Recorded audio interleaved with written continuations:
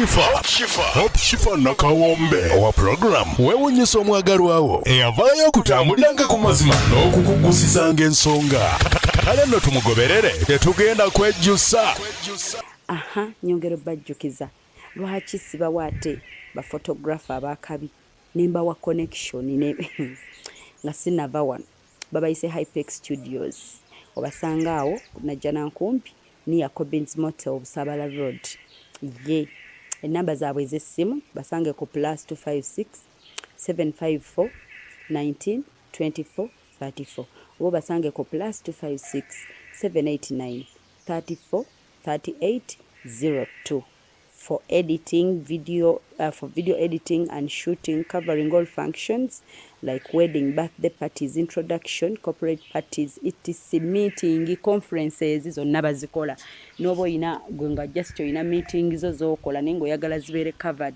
Bobo ina housewarming oyingira nyumba yo. Byonna babikola ko mikwano bekwate babayise Hypex. Simbuzi. Bakuwadde nguzinga ndaba. Kubanga onabadde mbadde nabyemubuuzaako bira byetuliko. Gukusinze. Gukusinze.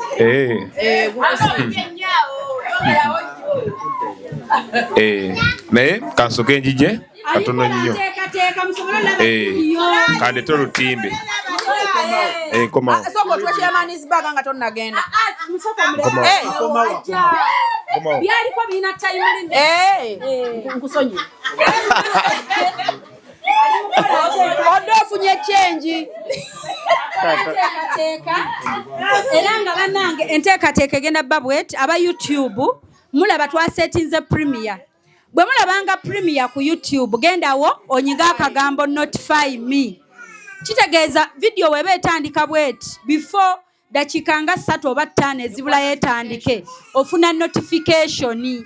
Kati waliwo nabajinyizeeko ne bagamba te playing nga Shifa wa uploadinze bubi. Byebyo ino kugenda wali notify me n'okanyiga. Kati abali ku live oba munalabira wano nga ffe wetugenda olabira oba mugirabire egenda be premieringa ku YouTube naffe wano nga tu premieringa tulaba. So lwe lunaku olwaleero we are celebrating us. Amina. Teri kinyuma nga oluyimba lugenda tambula amawanga n'amawanga nga mulimu bantu bange. Nga ne bwensanga oyo nga ne bwemba Germany n'ensanga omuzungu mugamba olaba oyo. You see that person, you see that one. Nga benjogerako babalaba. Nga oli omwogereriya ng'olye kakasa. Tusoko tubuulire. Kitegeeza video eshininga mulimu abantu bange fena tushininga. Video ng'olunaku olwaleero wali baddewa. Video ng'olunaku olwaleero Premiere zino tugenda ntufuna ebifo n'ofuna Serena. By the way yali idea ya manager wange. Naye kati engeri y'omuyimbi we gy'alina emputtu yamwesonyiwa. Mbadde nyina okuyita baserebu bannange mikwano gyange ab'amawulire babikwate mbayite mu kifo ekiri executive. But to me mpangalira wano I feel fine here. To me this is executive. Nyinawo olugero, nyinawo emboozi kwegamba ate n'ekirala temubangako mu video Premiere. Nga bolaba nti Bebe Kulu nayita abantu mu kifo bw'ekiti mbadde nsobola n'obasasuza ne basasula 5 okujja nendeta n'abayimbi nendeta n'abakomentinga ku video but I feel comfortable here. So tetwalemeddwa manager yadde alina arrangement ze nangamba Shifa oba ebyekifo byebiganye tegeka ewuwa ebuziga tuleete kachai bana abafumba kachai ne badecoratinga ne popcorns to inviting abantu ne mugamba ayagala okunegattako mu nsanga ebakaddundu gyendaze. So for the first time nakyo mukiteeke mu record nti omuyimbi premiering oluyimba n'agenda yawa deep gye batamanyi.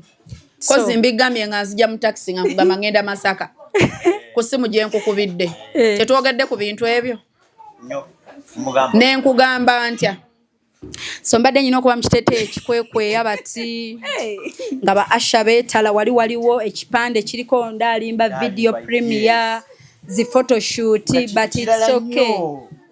But mwe mujja kivaluinga tumi bwe mpulira nti bwe ndya keeke eno nammwe ku mutima mugenda ssanyuka kipya ku mmwe bali baabiraba dda okitegeera ku mmwe kipya mugenda kiwulira like mugenda kifiiringa nti bw'ona alaba omuntu ku TV gwe bakyazizza ng'agamba nyina video premier recently ava piece ya premieringira ku Noniv.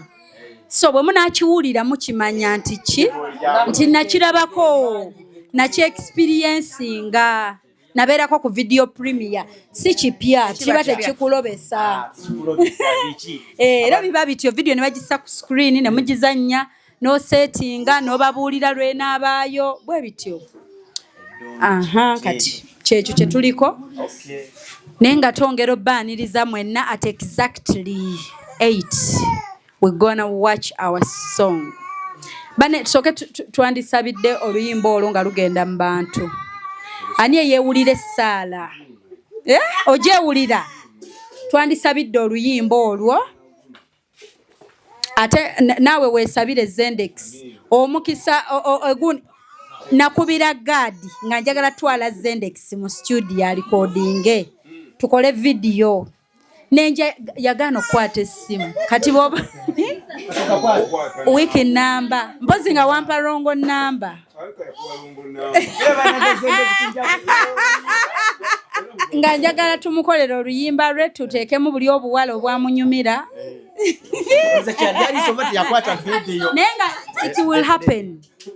Fake camera tuzirina fake camera fake tujja kikola buche wano nga tuso olaba twabadde weri mu concert o PA huyo PA naseka oba muwe abakyeyogerera sebo twabadde mu concert yo golaba nga alowooza ku Zendex kubanga twajjuza muzeyi waffe yajjuza kati nga PA agamba Zendex waffe kwegamba nga talina gamba nti Shifa ogenda yimbira abantu bagwe ddalu ngali gamba mbu Zendex nayingira wana abantu bonna bagwe ddalu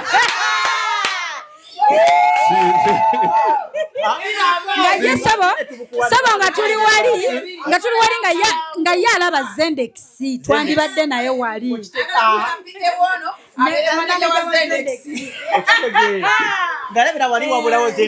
yagambye asobola okuyimba wali ku stage awo n'avaayo n'ajjako mu audience bano abatudde ekiyinza obbeeraawo so tukyebaliza Mukama Zendex katuwe essaala erinnya lya Mukama lyebazibwe. Amiina. Mukama mulungi ekiseera kyonna Omukama mulungi era ze embeera ze weewaawo. Amiina. Leero sigenda kusoma kyawandiikibwa tusome ekyawandiikibwa olina Bayibuli weeryawo Luganda version oba Luzungu version oba Luganda weerulirwa oba osoma maife abasajja aba Seventh Day aba Advent tusobola kwogera ne Katonda nga tasoose kwogera nange kitabo kyenjagala Bikula Yeremiya yennyini 24 kwe twakoma ku mulundi guli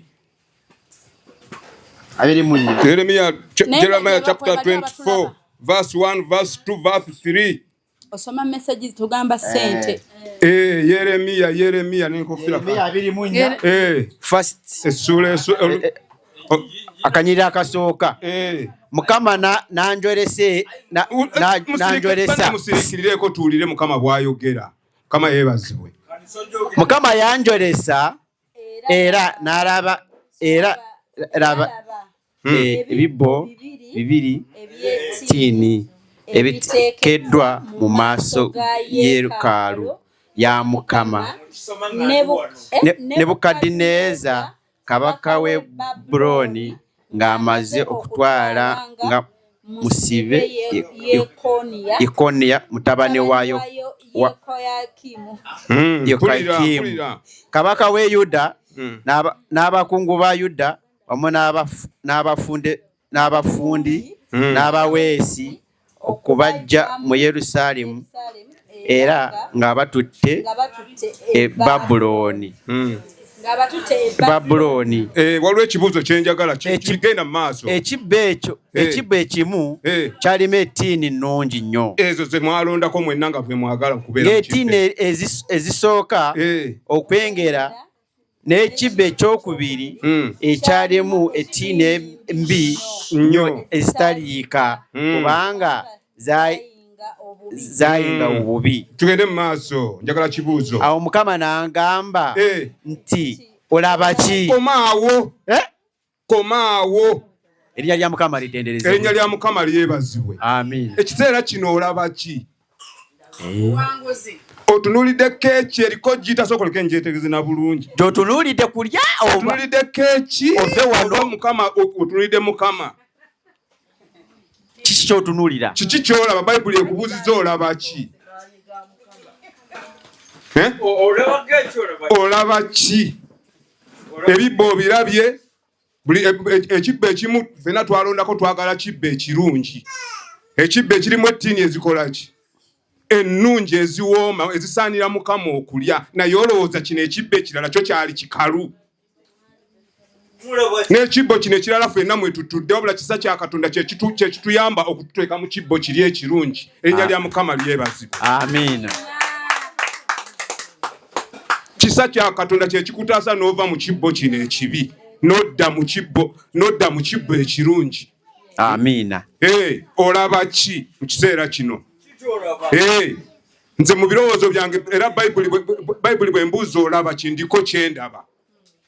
Erinnya lya Mukama lyebazibwe. Tusabe twewombeko olw'okusaba. Katonda omutonzi w'eggulu n'ensi wa Mukama waffe Yesu Kristo, tukweyanziza ssebo, tukweyanzenga olw'omukisa gw'otuwadde okutuuka ekiseera kino nga tukyassa omukka ogw'obulamu mu nnyindo zaffe. Katonda waffe nno tetumanyi kusaba, naye olw'ekisa kyo tusabira vidiyo ya mwannyinaffe Opusifa. Katonda waffe etambula amawanga nga bw'oyagala. Amiina. Kisifa kaabule, naye gwe Katonda waffe olabisibwe nga bulijjo olwa vidiyo eyo. Amiina. Mukama waffe nno tetumanyi kusaba, naye nteeka omuddu Zendekisi mu maaso go Katonda wange. Bulijjo beeranga ku lusegererwe kubanga yeeyunye ggwe. Amiina. Siffe ayi Mukama wabula erinnya lyo ligwana okutendezebwa nga bulijjo ku bwa Yesu Kristo Mukama waffe. Amiina. Amen. Amen.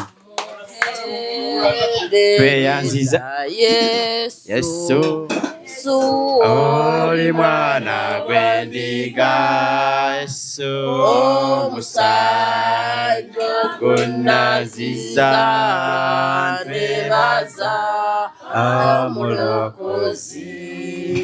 Amiina. Amen. Kazindala kawo oli nga bw'olya emmere. Koza kakufuddeko nze nakakuwadde Violence. Ate gwe chairman wa chairman Zibank. Ngenda bayisaamu eggaali. Tuyisemu eggaali nga bweyanjula. Ngenda bayisaamu eggaali. Soko tweyanjula. Okweyanjula mbadde neeyanjudde. Bamwe bakatuuka. Mbalamusizaako nnyo bannyabo ne bassebo. Mwebale kutwegattako, mwebale kutwagala. Erinnya terikyuka libeera eryo Noeli Nassaazi. Aho okusookera ddala nja kwebaza buli ssekinnoomu abaddewo ku lwa famire eno okuva gye twava eyo ewala mpaka olunaku olwaleero ate nga mukyaliwo mpaka. Tubeebaza nnyo, tubeebaliza ddala. Temulowooza nti ekyo kye mukola tumala gakitwala bwe tutyo. Tukitwalira ddala mpaka ku mitima gyaffe. Twongera okwebaza mwenna okuviira ddala ku mwana omuto asooka mpaka ku balala bonna okutuuka waggulu. Mwebale nnyo, mwebalire ddala. Mwami Gadi yambuuzizza ekibuuzo nti experience eyange yali etya? Experience eyange nno ekisooka nasanyuka nnyo okulaba ku bantu. Njagala nnyo bwe ndaba abantu oluusi n'emmere nnema okukola ki? Okulya kuba mba musanyufu ebyensusso. Amiina. Ne neebaza Shifa. Webale tulowoozaako nga ffe munnaaye. N'otuteekamu byonna, n'otwambaza. Munnange nno nnyinza okugamba nti olwo olunaku ze lwe nasooka okukola ku make-up ne weewuunya. N'olabanga nze akulimba naye nga bye byaddala. Siri muntu wa make-up simanyi lwaki. Naye nagambanga ne baganda bange ne bagamba nja kukola make-up nga lumu lwa mugaso. Naye era Mukama yalumpa. Kaali simple naye nga nanyuma bitya. Bambi weebale nnyo tulowoozaako, weebale kulowooza ku bantu beebakka, n'obaagaliza bafune ku experience empya. Bangi nnyo bayite balabanga kamera nnyingi mu kifo kimu. Wadde abamu kale media tugibaddemu kaakatundu nga tubeerabeeramukko bwe tutyo mpola mpola. Naye waliwo abamu nga yali tafunanga mukisa kubeerako wantu wali kamera, talabanga bwe bakola luyimba, tamanyi na kumanya babigatta batya bakola batya. Naye tukwebaza, weebale kutulowoozaako, nange oweeri eri n'envaayo, weebale nnyo weebalire ddala.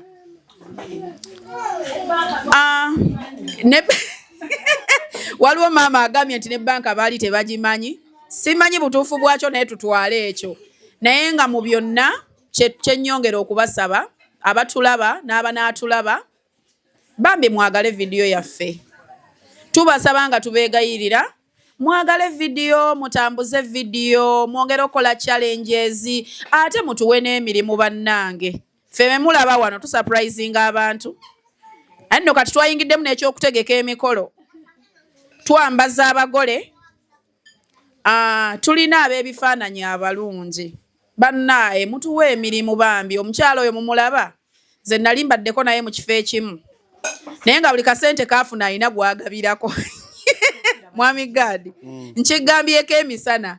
Naye nkugamba okumanya Shifa tategeerekeka.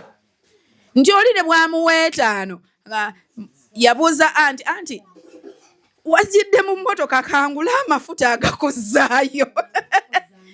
Nga tuli mu kuziika. Naye nga amabugo gazze ku ssimu gasaasira ye naye n'agagabanyaako naki? N'avaayo, ndowooza sente zonna ze baamuwa yazirekayo. So, twebaza Katonda eyamutusisinkanya, kubanga ndowooza ye ekyo kyali. Mpozi n'ekirala bannange kyenjagala tutwale, ekintu kino ndowooza nkyogereko. Nti nga bwe tulina Shifa olwaleero, byakola tubiraba. Agezezzaako nnyo okututeekamu ekifaananyi ekyo ekisaanidde. Bannange tuyigenga okukoppa. Omuntu ne bw'obanga ofunye challenge tekikwetaagisa kwogera kwemalayo. Ebintu ebimu tuyigenga okubiraba obulabi nga ebikola ki? Nga bwe biri. N'ekirala, osookanga ne weeteekako mu bigere by'omuntu nga tonnaba kutandika kufulumya olunsi bye twandirowoozeza nti tebyetaagisa, kubanga mu by'ofulumya tomanyi olumya bameka, tomanyi kitambudde kukomawa. Waliwo abamu abasobola okutegeera lwaki njogedde ekintu ekyo. Naye nga bannange tuyige. Bw'obanga osazeewo okubeera mu kintu, kibeeremu n'omutima gwo gwonna. Kibeeremu nga toyina ky'osuubira. Kubanga omuntu gwe twegomba oba gwe tulabirako bw'atyo bw'ali. Nti Shifa ye muntu akola ekintu nga tabuuzizza nti nfuniramu wa. Wekiri. Akabanga ke mulabidde mwandibadde musobola kati omumutegeera ye yaani na biki byasobola okukola ki? Okukola. Naye kati tugenda kufulumira mu vidiyo. Kitegeeza nti ne bwe tunaabaluddawo oli ajja kugamba ono omukyala yali mu vidiyo yaani? Ya Shifa. Naye kitwale nti obadde weeyisizza bubi. Ebambaga. Kitegeeza mu kweyisaako obubi erinnya ebbiri ddayo waani? Ewa Shifa.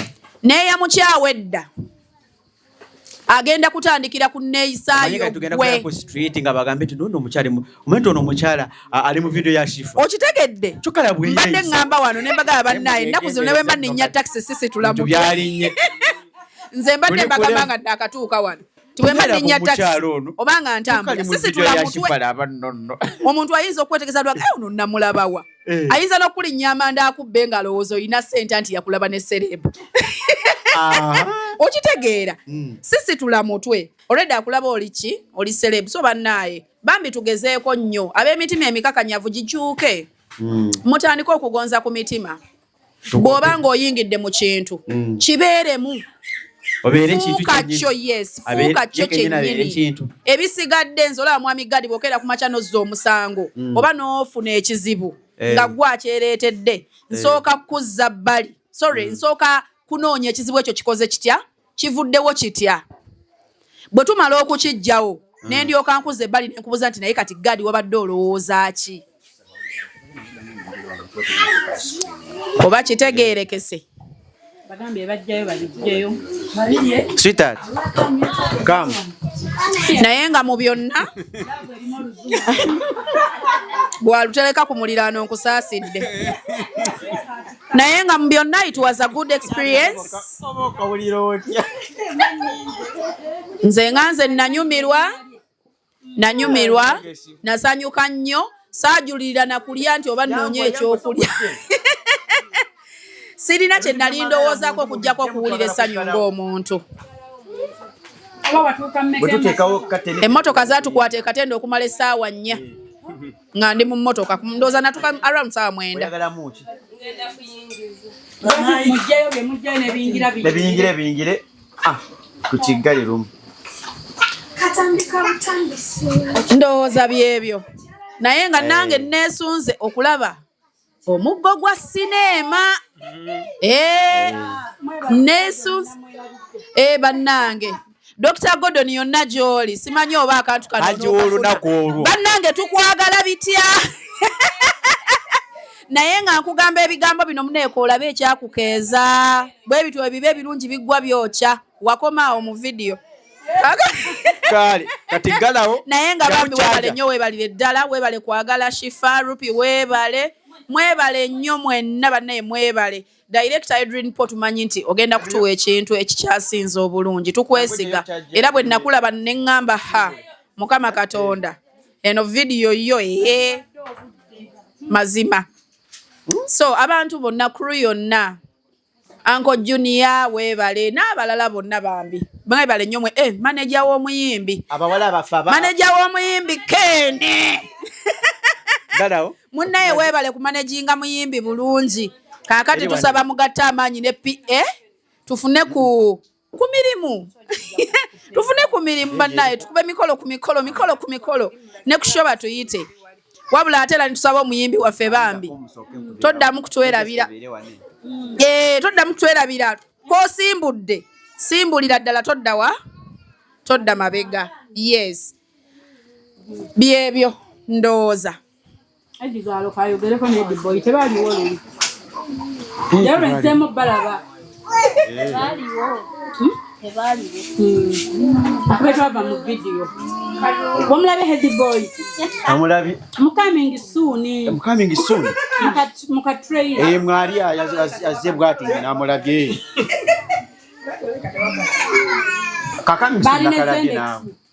bali ne Zendex basebo ne banyabo tubaniriza nnyo olunaku lwa leero. Amanya n'eddoboozi Namirembe Goleti Edigalo.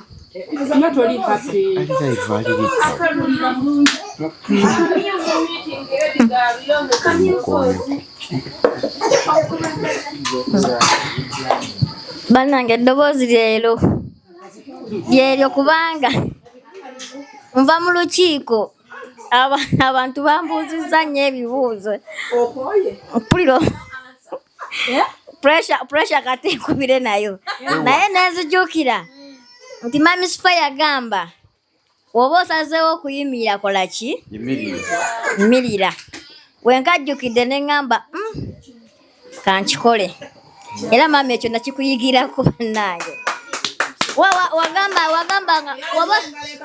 woba osazeewo okukola kintu kikole ki kifuule kibeere nga kyekyo.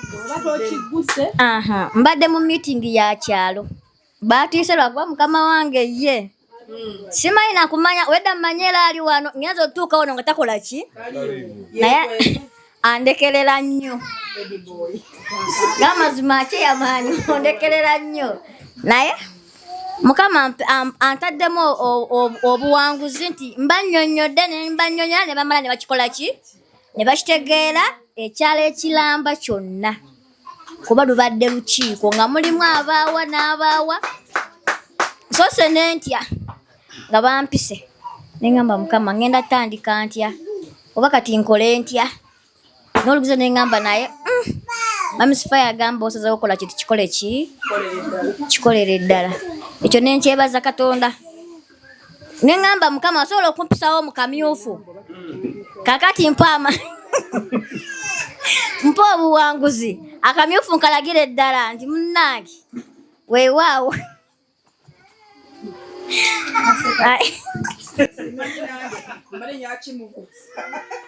Anti waliwo ambuuzizza kati gwe omwana omuto ekibiina ekyo wakyagalako ki?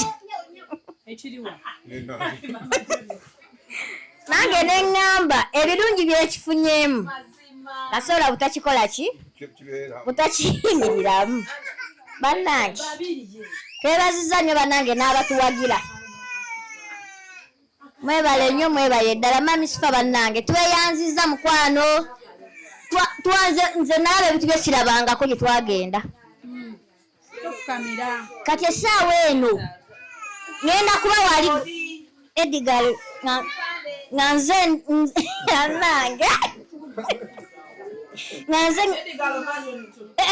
bwekyo kimanyi mbadde neegomba abayimbi neŋŋamba yii kati oba oyo bamufuna batya omuteekamu oba oyo bamufuna batya omuteekamu kati nange Goleti ngenda bbaamu oluyimba lukubawa nga nze oluyimba lukubawa nga nze Goleti. Maama weebale tuwagala mukwano. Ffe baani b'oyagala bannaddundu n'otuyirawo omubiri. Omanyi lulwe twatambula baatugamba twali tumanya emikolo giwedde kati bazzeemu okutintiza era kati bagenda ttambula. Twagenda okomawo nga ne bukopa tubulina. Ayipeeso tuzirina lipusitiiki tumulina ku mimwa. Ne bagamba bannange mwageze bakolako tubaye mumanyi mwageze kunywa kacaayi koze kyetwabaddeko kiri kyabadde kikambwe konze mulindeeko mu maaso kyemunaalaba kyekyo bannange tetwakola bubi kugamba nno katugendeko ewa gaadi naye era kinaavayo kyeki kyekyo. Mami sifa bambi weebale nnyo nnyo.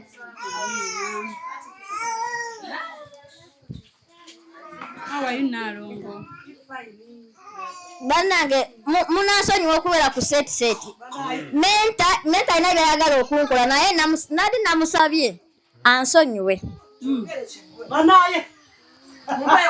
tubituulemu nedda bannange lwakuba nti saayogera leero birthday yange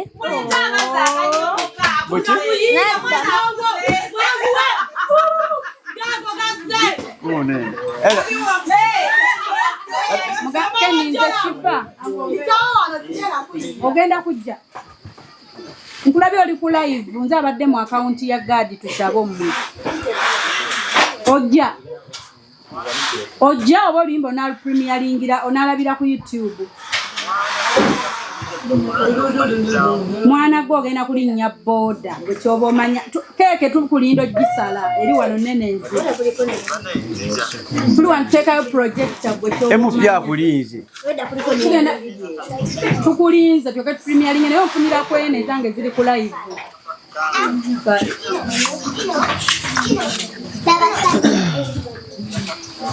Abagenyi baffe tusanise okubalaba era twebaza Mukama olw'okutukuuma nga tuli balamu bulungi era nga tukyalina obulamu. N'abatulaba abali ku TikTok, YouTube, nammwe mwebale kubeera nga mutuwa obudde bwammwe. Akenkola video kakirimu.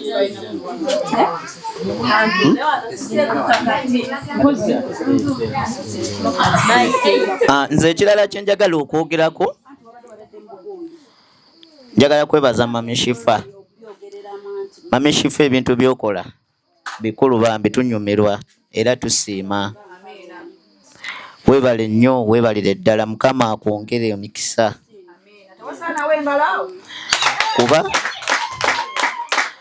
Kuba nze waliwo n'ekintu ekimu nze kye ndaba ng'abantu b'eddundu. Tuliwo abamu ng'ate tulwawo okutambula naye Mami Shifa atuyirawo omubiri. N'abatwalako awutu ne munyumirwa. Mami weebale nnyo, weebalire ddala. Mwami Gaadi naye njagala okwebaza emirimu gyonna gy'okola. Weebale nnyo, weebalire ddala. Ate n'otuzzangamu amaanyi tetulina okuŋŋaaniranga wano. Bannaye twanyumirwa, twajaganya, twalina essanyu, Nina omukadde yasinga okunsanyusa lwakuba sinnaba mmulaba. Namwanduka yinja. Naye sinnaba kumulaba. Namwanduka yinja. Naye yazina amazina ge bambe bazina bazina bambi twanyumirwa ddala maama weebale nnyo weebale ddala nkulikeeyo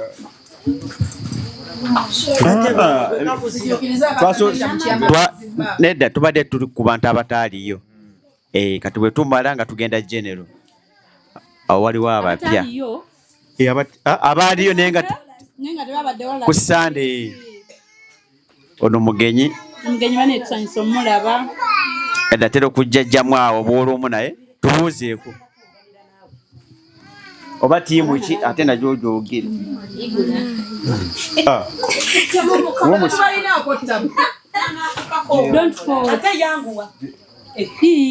mannange omugenyi tamugira mbadde mmanyi naye mbalamusizza basebo ne bannyabo kale nnyabo amanya gange mpitibwa Silivia Nakayi neddira Mbogo. oli wa Mbogo? Ye n'obone kyova bali munene bwoti oli moyo lubogobogaawo kati banna tusanyusa okulaba kale nange nsanyusa obbasanga. kale oli tiimu ki? Tiimu Opushifa. kwegamba eri tiimu ebule tawandikiddwa wano asoose kusoma kigambo tiimu Opushifa.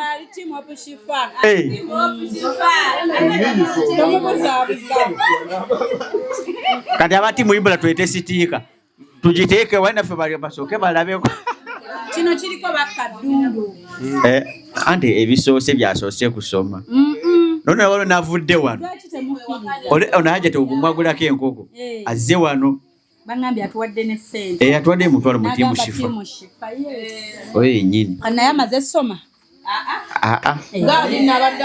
embw akumanyi nnyo bwera yakulabako nti so asigadde Zendex abantu babuuzeeko ate nze naliyo ku mulundi guli oyagala nzireyo ogwoku just babuuzeeko abatuuze kubabuuzaako tigwe Zendex abasaba yonna gwaddako abatulaba ku mukutu guno gwaffe guno omulungi Opushifa Nakawombe nze sina bingi byakwogera okujjako njogera tiimu yange tiimu Ibula tiimu Ibula ekibbo kyaffe kikalu era ndi munyivu n'obusungu bunkutte kino ekibbo kisobola kutya okubeera bwe kiti tiimu Ibula kyokka batiimu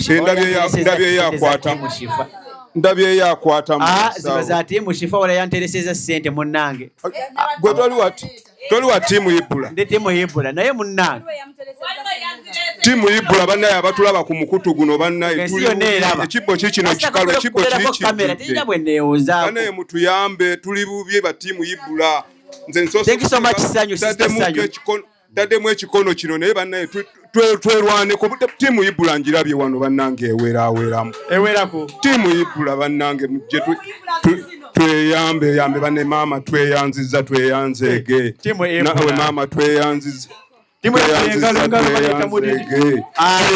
tweyanziza muganda wange tweyanzeege mukama akuwa omukisa obeera DJ obeerani selector bampita Zendex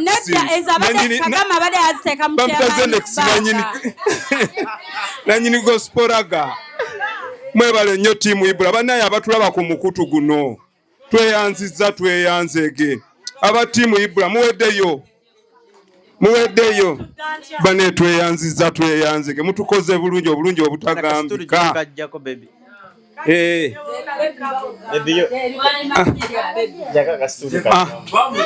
omulimu gw'okusolooza ndowooza ngumaze bannange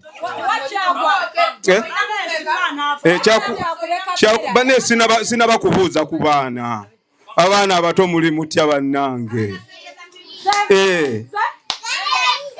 mukaagalanyako ambadde manyi olwaleero nga lukulu Yesu azaliddwa sibawulira olwaleero nga lukulu Yesu azaliddwa nga sanyuse Hope yaleeta ekintu. Amina amina. Wulira. Mukama yeebazibwe. Erinnya lya Mukama lyebazibwe. Banna ekitiibwa si kyange. Ekitiibwa waliwo nannyini kyo. Amina. Obuyimba busembe. Mbadde ntandikirewo. Naye kamala okweyanjula. Yeyanjula premiering bwetandika. Zendex. Amannya agange ndooza ngoogedde. Ani addako Naalongo? Naalongo jangu okwata akazindaalo oba nkawe vaisi. Vaisi watubuuzizzaako. Ye ng'omema bumenyi. Kuva buto. Jangu sikula omwana. Bannaye abooluganda Mukama waffe yeebazibwe. Amina. Mukama mulungi. Ekiseera kyonna. Era zembeera ze weewaawo. Nebaza Katonda olw'olunaku luno olwaleero. Mukama ayina gy'atutwala. Mu butuufu tetukyali bakaddundu. Ze ndaba Mukama atufudde abalonde ayina gy'atutwala. Amina. Hope Shifa Mukama akuwa omukisa. Ffe baani b'ofudde ensonga. Lengera amatiribo n'agawanikiddwa wano. Annaye tulinnye ddaala ku ddaala. Mukama yeebazibwe nnyo. Amannya Harriet Namata, omukyalo omukristaayo ow'eddundu. Amina. Bannaye nze buli lwe njogera mpulira ng'era nkyayagala okwogera gye twagenda. Kubanga tusaaliza abantu. Ajati aŋŋambye mu butuufu. Olunaku lumbuzaabuza neekendabye emmotoka nendaba ne ttenti nenzijukira ekigambo ky'oŋŋamba buli lunaku. Ne ŋŋamba waawo, ddoboozi lyange kitegeeza liyina gye lituuka. Kye sisobodde kukola kubanga nze omutwalo gumbula oguwaayo. Naye bwe nzija n'enkuyita n'ojja n'oguwaayo. Mpulira ndi musanyufu nti nze nguwaddeyo kuba ekigambo kyange kye mba nakugamba kyekyo ky'oba okoleddeko. Kale ekitiibwa kya Mukama nga Zendex bw'agambye nti amaanyi si gage, nange sinze. Mukama yantuma okutambuza ekigambo nti tuyina miitingi eza Mr. God. Sisirika ti nze kasita nzimanyi nze kanneetuulire mu katebe. Nze kasita bannanneeweera essowaani y'emmere nga mbeera musanyufu. No, ekigambo nkitambuza, akiwulidde n'akiwulira, akitutte n'akitwala.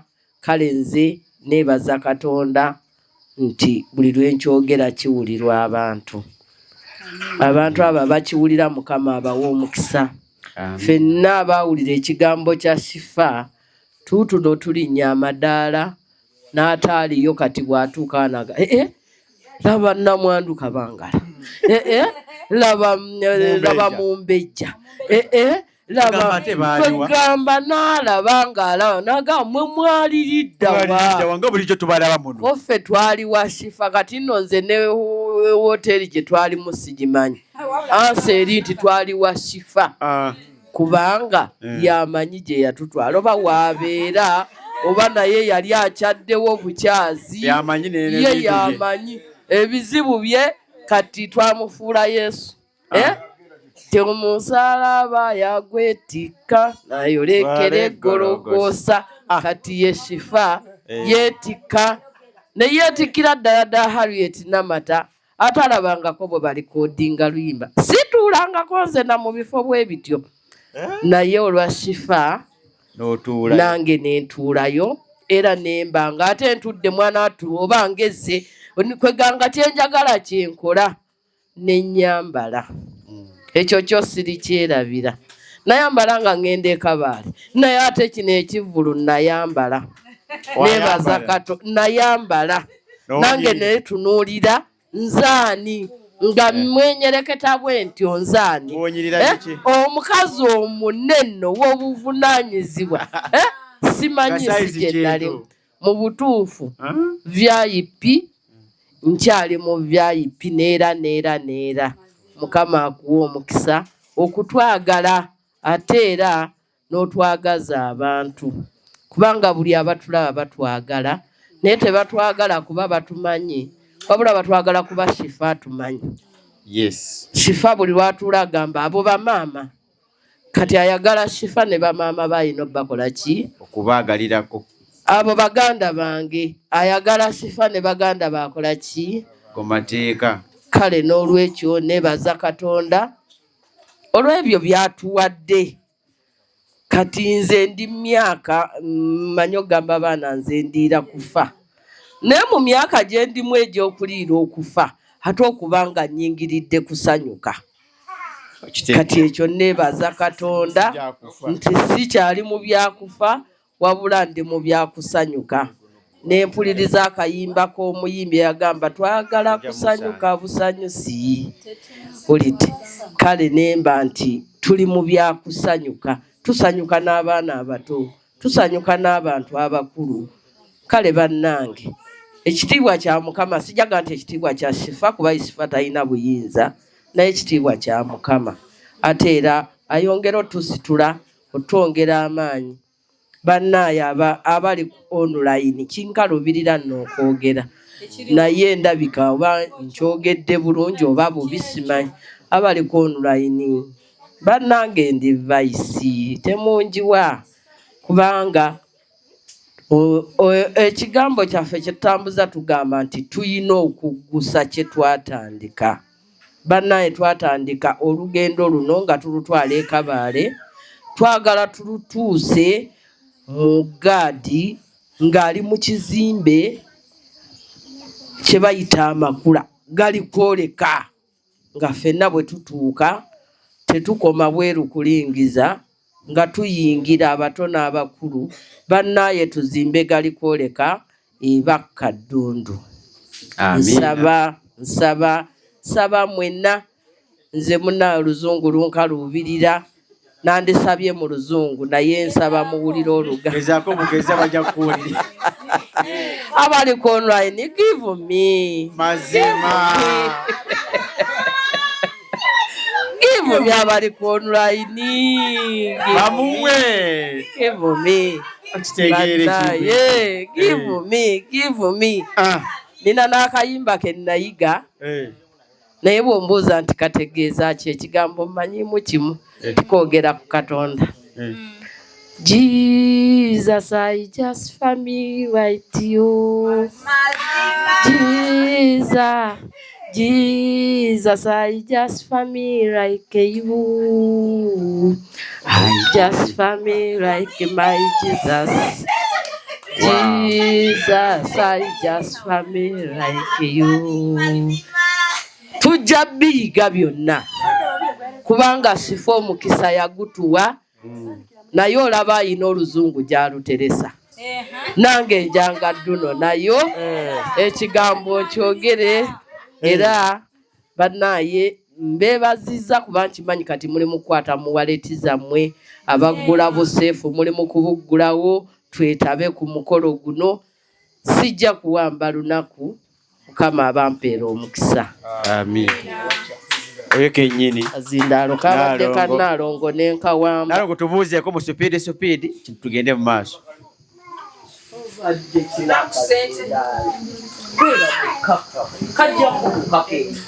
Ayagala ki?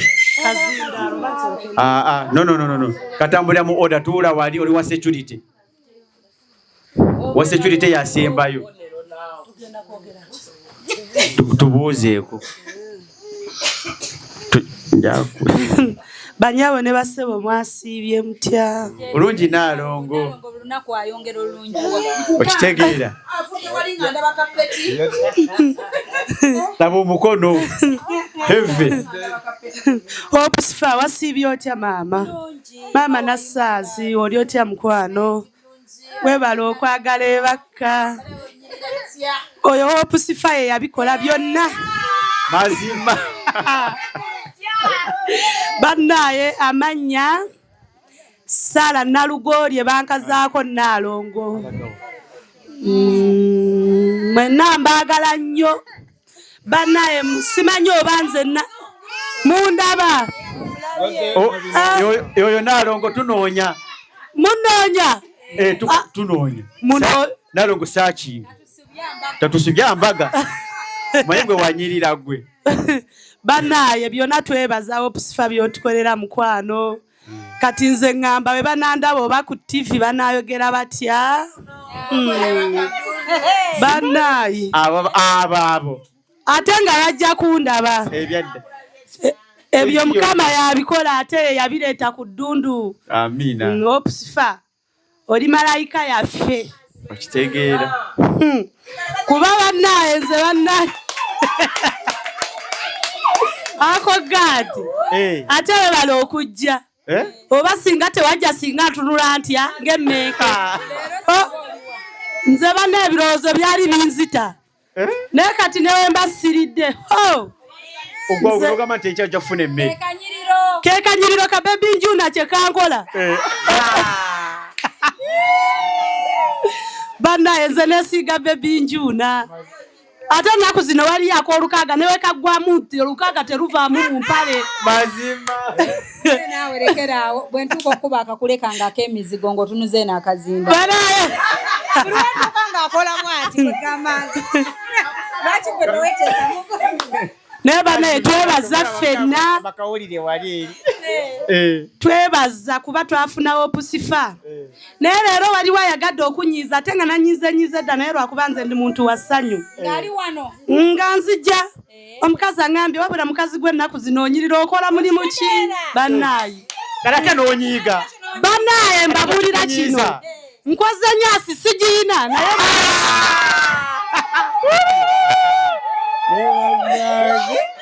kwetagenda kusubwa. Kakubuulire wama Opusifa. Omuntu ayinza okubuuza ekigambo. Ate ekikulu kati afuukidde zike. Oyo tujja.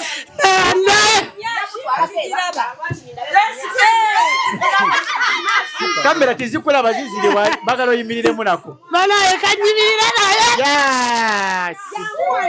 Wali eno. Sagalayo. Tukuteremu akayimba.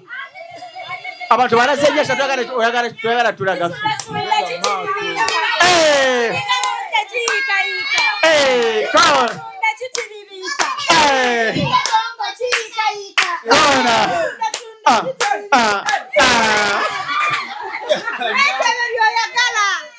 Meta yagala byonondese.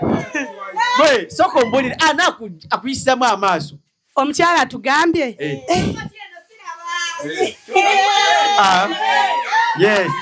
Nagamba ki? Abadde tanyeganga. Nangamba oli otya Nalongo kunze gyendi. Leero weeteze. Waato waŋŋambye. Kunze jangu ontegule. Njogedde bubi? Anti neeteze. Noonya ntegula. Ate walabise dda. Kati jangu ontegule. Simanyi oba kamulumye nze bwentyo wenjogera. Nambuuza onyirira kunze bannaye. Yenna ŋŋonda kati. Sikyakaluba. Nakyakaluba. Daba otwala. Ne bambi taŋŋambye bulungi naye Mukama. Naye agambye bulungi kubanga Lwisirati weeziri. Ogonda, onyirira. Nze sikalubaako gadi. Ate nyina akasusu. Ekiki. Naye omuntu bwakuwaanako onyiiga. Ulira gwe. Kati gadi. Otunula otya nga nfunye ekirimu ko onyirira sikola. Ajja. Kati bw'ofuna ekirimu. We naafuna ekirimu. Wafuna omulimu n'ofuna ne bannaye mbabuulira kino. Nze lwakuba seeragira ku bantu. Naye oyita ku muntu n'akugamba Nalongo onyirira ne ŋŋamba bana ekituufu ku mutima. Nyashi. Nogamba kitufu nyirira. Salonga anadda. Oyo amaji twakowa. Mugamba wagisaba bayi. Nze nange kati mwegaana kuba nenyiririra kati.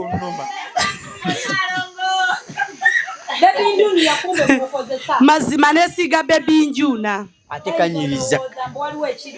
Enzoloza giri mikwano gye egyebweru mbuno gikuweereza obuzima. Wabula kyogereko Opusifa. Nze omukazi tulina omukazi ku muzigo naye buli wembeera omuyimba Opusifa wange. Omukwano mpulira nkwagala nnyo nnyo. Omukazi oba yawulira bubi naŋŋamba ogyontwaleyo naye kunse nedda jangu tugende mu meeting. Naye saagala omusemberero lyasiima busiimi kintu kye. Nalonga mpubira. Mububira. Nalonga ngenda kuwubira bubi ati. Kati gogoba abantu. Kijajamya mikwano ono. Abanyononera emikwano saabanyumiza.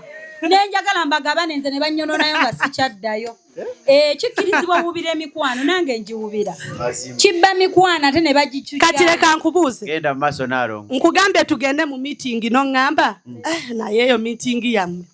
Kati lwajjola ŋŋamba tujja genda naye njagala mbeera oyo mukyala waali kunse nedda. Awo omukwano gukoze gutya. Gufudde Mukama n'ateekawo omulala. Kunze oli asiima busiimi nze yansiima. Ojja kutuula eri oyogera amanya go wanaakusiima nga naawe ojja ozinamu. Neeba ne Opusifa tukwebaza mukwano. Webala okutwagala. Nze wansanga mu maziga nga bannaye. Mama Nakyazi yabimanyi yena. Wali ng'oyinza okwekwata nga ebirowoozo byakukutta. Neeba ne mbabuulira nze sikyali wa birowoozo. Kati jo neesulidde Kampala mu kusaba. Ninnya kati ne Kampala yali tayina za kusondera taxi nzifuna. Ejo nasuze mu kusaba Uganda. Sabira ebintu ebi. Nsabira mulimu njagala kugenda ku WhatsApp bannaye.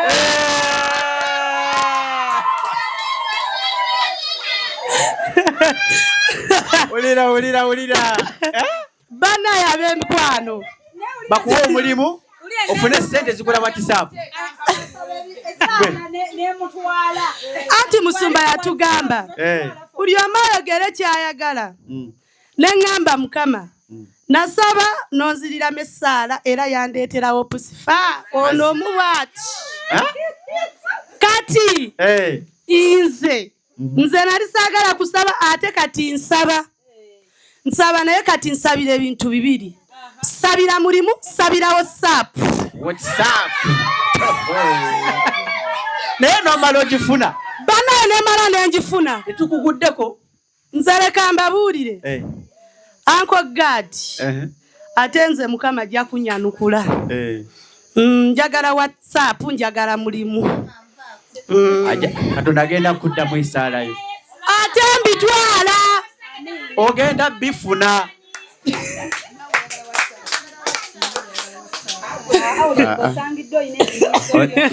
Era n'ebintu byo. Kati bane. Kati saba essaala. Kati saba essaala zo. Genda mu overnight.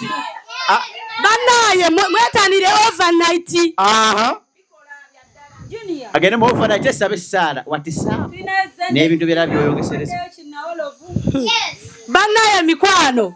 Muyige okusaba. Katonda akola. Ate ngenda okukola nyaasi we natandika okukola ate nga sigiguse. Nedda nze sijja kugula nyaasi. Ogenda kukola nkole.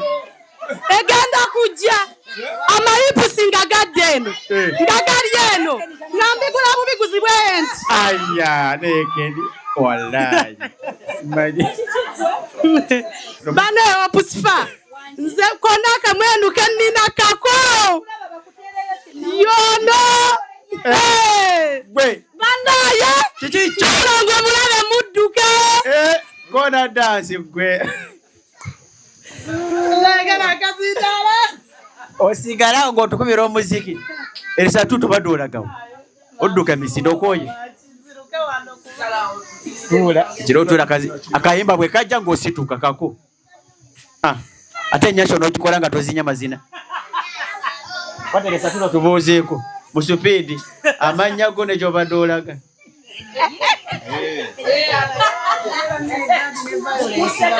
Ate za ku violence bamumanyi era bwe wali wakuntu konziruka nga sikulabye naye kenkulaba.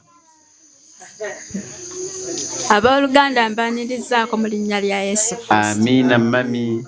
Mukama yeebazibwe. Aweebwe ekitiibwa. Amannya agange nze Lesitetuuta Nabukenya. Tusanyusa okukulaba. Kati obadde odduka. Ngenda kuwerekera nze kennyini. Don't worry.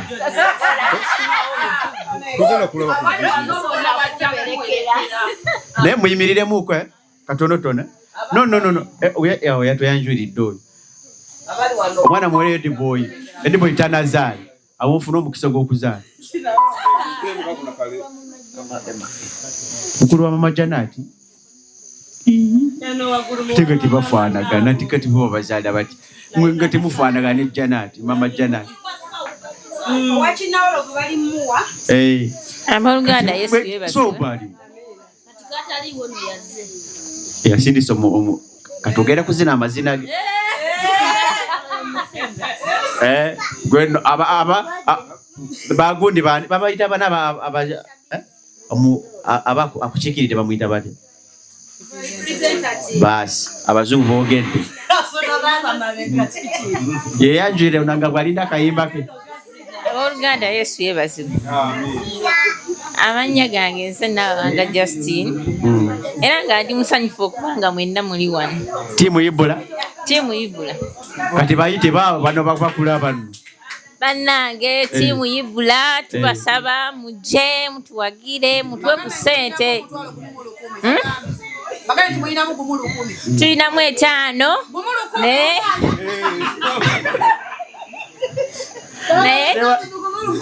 naye twagala mwongereza okwo. Tulinamu gumu 10 naye twetaaga ya 5.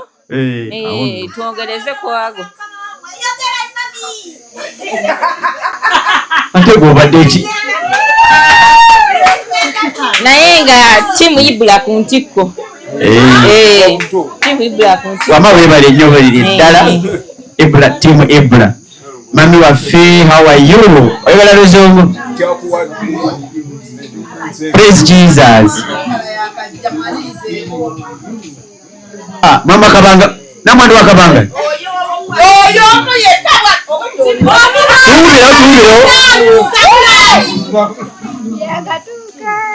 Wama tubuusyeko mami. Oli mugonvu. Nzuno ndabise nnyimiridde. Olugero lw'Abaganda lugamba nti omumpi bamulaba ayimiridde. Munnange tobimanyi. Kama mulungi yeebazibwe. Amiina nnyabo. Nange neebaza Katonda kubanga agenda ndeetako essanyu. Obulamu bwange bugenda butereera. Bugenda butereera? Ye. Ogenda otereera embeera wano yakukyusaamu.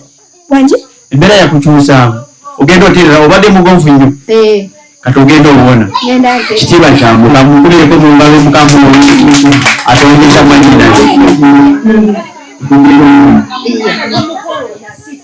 Yesu omulungi yeebazibwe.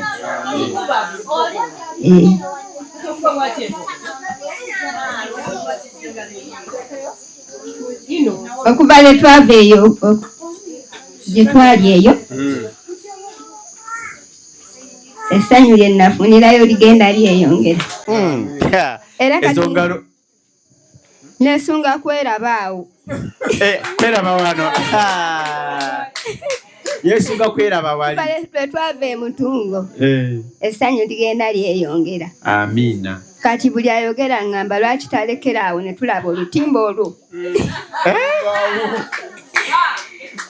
Kubanga kyetwekolera eyo neewuunya okulaba nange najjamu kano mu bulago nenkasiba mu kiwato. Nokona amazina awo. Ayayayaya. Ate no wali tolina vibe naye kati awala wafuna vibe ezina amazina ago. Allah. Bane opusifa yesimanyi. olaba yakugisa makatama no kaseba chiwatu nenkasiba okumala emyezi kati eja nali sikisuubira mambi kaakati mukama yamuleeta ku ddunda olw'ekigendererwa amina mbutuufu alina omulimu gwatukozeemu amina nze bwe mba nzija wano nga mwesunga nga naye akwesunga n'okulabako atusanyusa bannange tanyooma muntu yenna amina ekyo nkimwebaliza era mukama amuwe nnyo omukisa amina gumwere ddala asitula owa wansi anyoomebwa n'amutuuza n'abalangira ye tayisa muntu yenna maaso amina yadde mwana muto nnyo era nze ekyasinga okunkomyawo wano nasiŋŋana nga mubutuufu wano opusifa ne mukulu Ibula nga bawa abaana abato ekitiibwa ne babagabula bulungi nnyo ne basinga n'abantu oba nkigambe ntya abantu abasinga tebawa abaana bato kitiibwa babasindiikiriza eri kati ngeno meeting senga tewaliwo mwana bwe kiri singa twabagobye dda ayya naye wano balabirira abaana okufaako obufi okitegeere nze nakyewuunya era mbawanye ekitiibwa ate nno ku baana afiira wasinga n'abakulu bakibooko ate naye mukulu Gadi nkwebaza Katonda yakuwa omutima okwagala abantu amina kitiibwa kya Mukama feesi yo yonna nsanyufu eraga omuntu nti omwagala mazima katogiraba oba oliwesaazeko ng'anyiize era byonna nze byandeetera okukomangawo ate ne mukyala we era olumu nina gwe nabuuza ate oba bano Katonda yabasisinkanya atya bonna basanyufu kati nze naye anaasinga okusanyuka mwenna muli basanyufu naye ate gwe osingako era tewabulako asingako bannange nze mbaagala nnyo bali kutwagala Mukama abawe nnyo omukisa olw'ekyo nsigadde ndi mukyala Nakatero ow'eddundu kwe banzaalira ddala awo akala amatendo tweyanziza kakati akazindaala ako nalongo kasooka atuwe ku muziki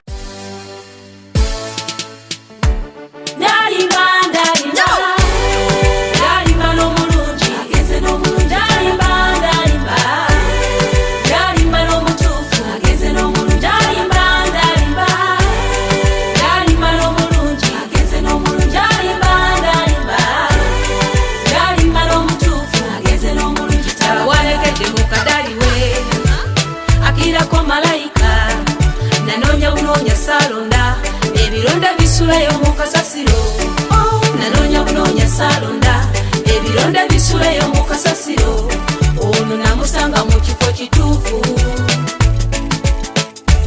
bwatyo nandaganyisa okumulage waffe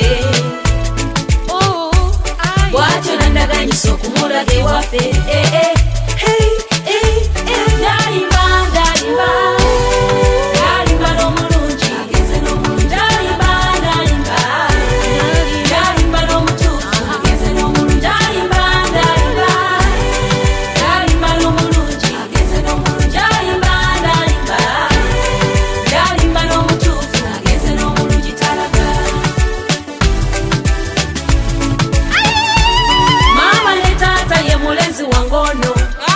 simyo kuba naye ono namusanga mu banka wamma taata lwe wantuma olujjukidde kutereyo ku ssente eza sukulu fizi werabidde bwe yandaba mu layini bw'atyo nasekereza bwe yandaba mu layini bw'atyo nasekereza bwe yasaba kabayiro nange nenkamuwa bwetyo nenkuba netonnya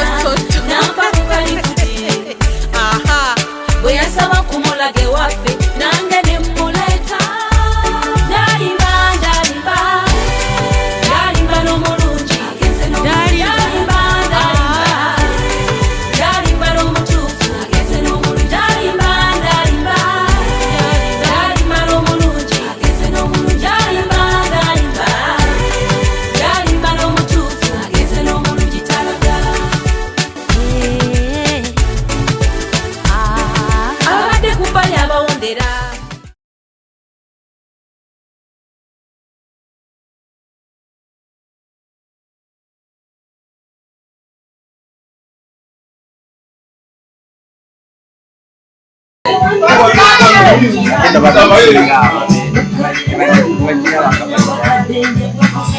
Bisa byogerera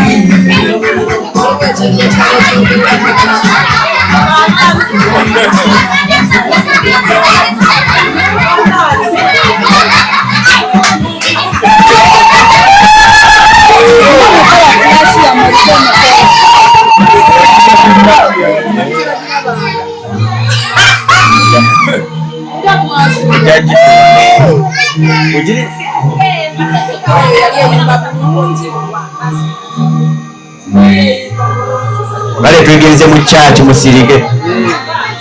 Tuli ku church kati. Ndune bamanya Katonda. Bala bamanyi Katonda. Edidalo wali kuchao.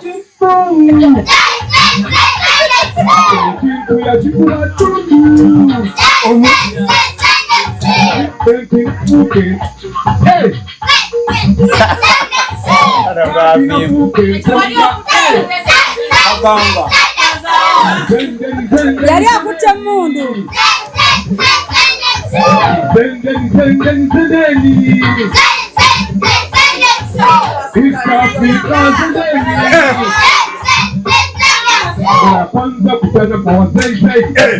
Olini ng'ovimba mu filmu.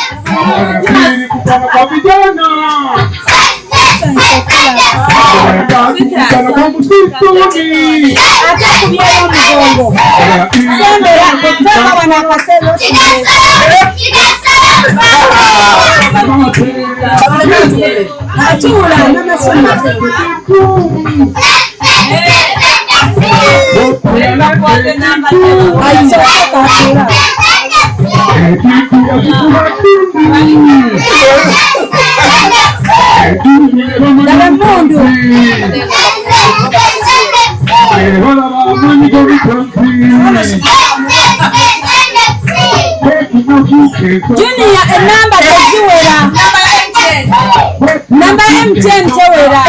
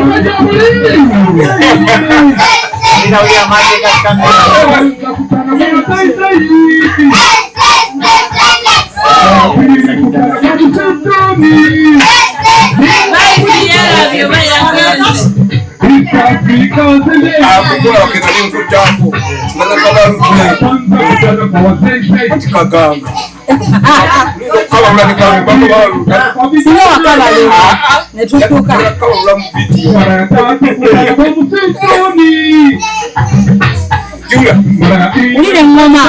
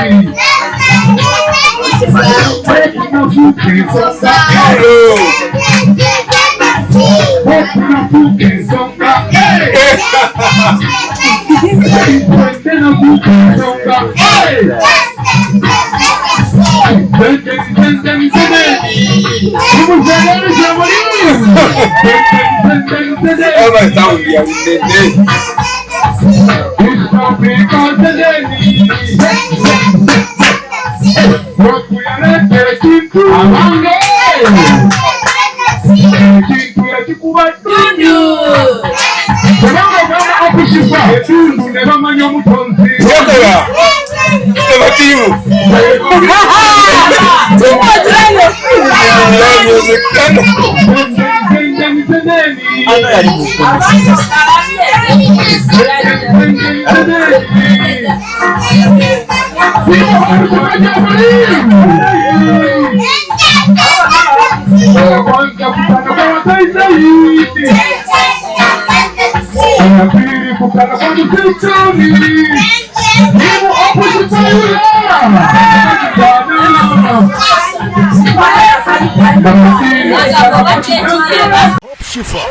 Hope Shifa Nakawombe owa program wewunyisa omwagalwawo eyavaayo okutambuliranga ku mazima n'okukugusisanga ensonga kale nno tumugoberere tetugenda kwejjusa